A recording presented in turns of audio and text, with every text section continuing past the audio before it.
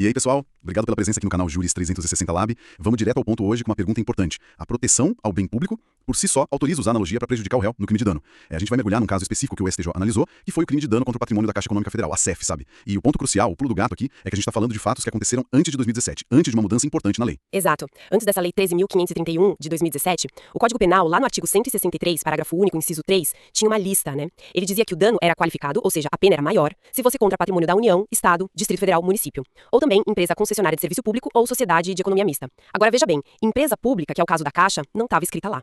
Certo. A lista era fechada então, mas peraí, a Caixa é uma empresa pública federal, lida com recursos públicos, o patrimônio dela tem, sem dúvida, um caráter público muito forte.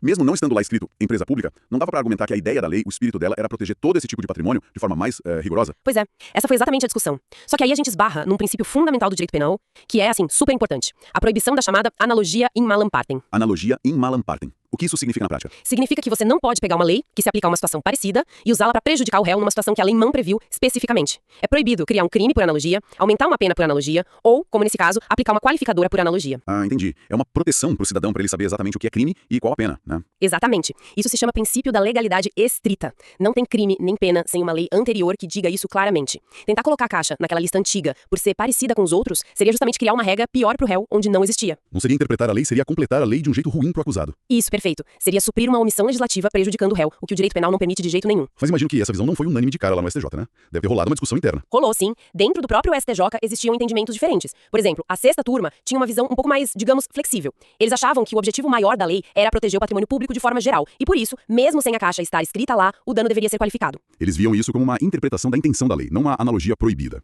Argumentavam que seria uma interpretação extensiva, buscando o alcance da norma. Mas por outro lado, tinha a quinta turma. A quinta turma já era mais rigorosa com a letra da lei. Eles analisaram um caso parecido que envolvia o Distrito Federal antes de uma outra mudança na lei e decidiram que não dava para aplicar a qualificadora por analogia em malam partem. Foco total na legalidade estrita. Quem resolveu essa divergência foi a terceira sessão do STJ, que é o órgão que uniformiza a jurisprudência penal lá dentro. Eles julgaram os embargos de divergência nesse recurso especial, o RESP 1896620 do Espírito Santo, e decidiram seguir a linha da quinta turma. Ah, então prevaleceu a visão mais garantista, da legalidade estrita. Exatamente. Ficou definido que, para os fatos ocorridos antes da Lei 13531 de 2017, o crime de dano contra o patrimônio da Caixa Econômica Federal não se enquadra na forma qualificada do inciso 3. E a justificativa principal foi? Foi justamente a impossibilidade de usar analogia in malam partem. Por mais relevante que seja proteger o bem público, essa proteção não pode passar por cima do princípio da legalidade. A lei mudou depois, em 2017, e aí sim passou a incluir expressamente as empresas públicas. Mas essa lei nova só vale para fatos que aconteceram depois dela. Não pode voltar no tempo para prejudicar ninguém. E para quem quiser conferir os detalhes, esse julgado super relevante está no informativo de jurisprudência número 768 do STJ.